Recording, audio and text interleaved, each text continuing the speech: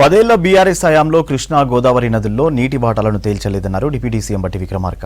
గతంలో జరిగిన పొరపాట్లను సరిదిద్దుతున్నామని తెలిపారు. గురుకులాల్లో విద్యార్థుల భద్రత అధికారులదే అన్నారు మంత్రి పొన్నం ప్రభాకర్. నిర్లక్ష్యంగా ఉంటే చర్యలు తప్పవని వార్నింగ్ ఇచ్చారు. రాష్ట్రంలో 2 ఏళ్లలో 34 కోట్ల మొక్కలను నాటాలని నిర్ణయించామన్నారు మంత్రి సురేఖ.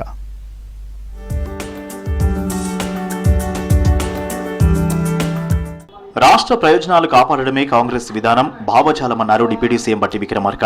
బేసిన్లు లేవు, భేషజాలు లేవంటూ కృష్ణా గోదావరి నదులను కేసీఆర్ సర్కార్ గాలికొదిలేసిందని విమర్శించారు. 10 ఏళ్లలో సాగర్, శ్రీశైలం, జూరాల వంటి ఒక్క డ్యాం అయినా నిర్మించారా అని బీఆర్ఎస్ నేతలను ప్రశ్నించారు. 10 ఏళ్లలో కృష్ణా గోదావరిలో వాటాలు తేల్చలేదన్నారు. కాంగ్రెస్ పవర్లోకి వచ్చాక సరిదిద్దుతున్నామని తెలిపారు.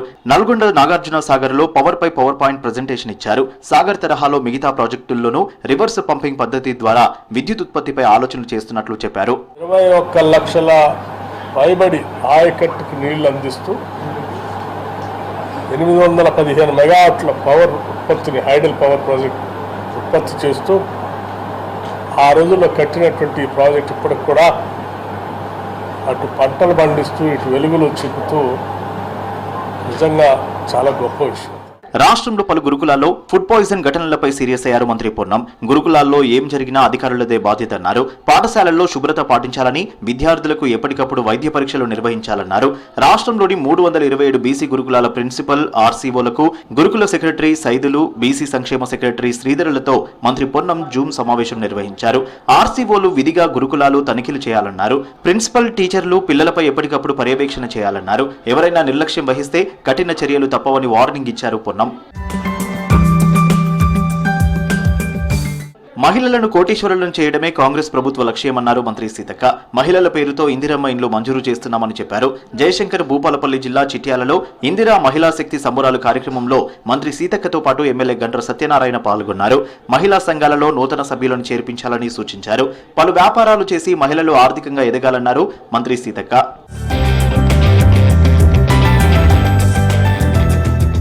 అమ్మ పేరుతో ప్రతి ఒక్కరూ మొక్కను నాటాలన్నారు అటవీ శాఖ మంత్రి కొండా సురేఖ.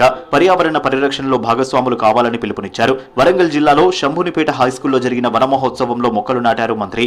ప్లాస్టిక్ రహిత నగరంగా వరంగల్ను తీర్చిదిద్దుతామన్నారు. సింగిల్ యూజ్ ప్లాస్టిక్ వాడకాన్ని తగ్గించాలని కోరారు. 2 ఏళ్లలో 34 కోట్ల మొక్కలు నాటాలని లక్ష్యంగా పెట్టుకున్నామని తెలిపారు కొండా సురేఖ.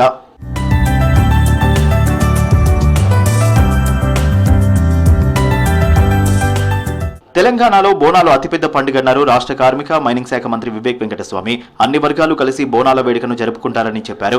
హైదరాబాద్ జియాగూడలోని దర్బార్ మైసమ్మ బోనాల వేడుకలకు హాజరయ్యారు మంత్రులు వివేక్, అడ్లూరి లక్ష్మణ్. మంత్రులకు ఆలయ కమిటీ సభ్యులు ఘన స్వాగతం పలికారు. అమ్మవారికి పట్టుబట్టలు సమర్పించారు మంత్రులు. శివసత్తుల పునకాలు, తోలుబొమ్మల ఆటలు, ఒగ్గు కళాకారుల నృత్యాలతో ఆలయ ప్రాంగణమంతా సందడిగా మారింది. పోతురాజులతో కలిసి డాన్స్ చేశారు మంత్రి వివేక్ వెంకటస్వామి. వారు ఆ రోజులలో అటెండ్ చేస్తూ ఈరోజు కృష్ణ గారు నన్ను పిలవడం జరిగింది. చాలా సంతోషంగా ఉంది. మన ఈ తెలంగాణ ప్రాంతంలోనే హైదరాబాద్ సిటీలో బోనాలు ఒక పెద్ద పండుగ. అందరూ కూడా అన్ని కులాల వారు కూడా కలిసి మెలిసి ఈ బోనాలు జరుపుకుంటూ అమ్మవారిని మొక్కి మన ఏదైతే మన అవసరాలు ఉన్నాయో ఇవన్నీ కూడా మన అమ్మగారికి మొక్కి ఈ పండుగను ఏదైతే చేసుకుంటారో అందరికీ కూడా బోనాల పండుగ శుభాకాంక్షలు చెప్తూ హైదరాబాద్ లో ఆషాఢ బోనాలు ఈ నెల 20న ముగియనున్నాయి. ముగింపు జాతరలో మంత్రులు, వివిధ ఆలయాల్లో మంత్రులు అమ్మవారికి పట్టు వస్త్రాలు సమర్పించనున్నారు. లాల్ దర్వాజా, సింహవాహిని మహంకాళికి డిప్యూటీ సీఎం బట్టి విక్రమార్క పట్టు వస్త్రాలు సమర్పించనున్నారు. బల్కంపేట ఎల్లమ్మకు మంత్రి కొండా సురేఖ, బేలా ముత్యాలమ్మ గుడిలో మంత్రి వివేక్ పట్టు వస్త్రాలు పెడతారు.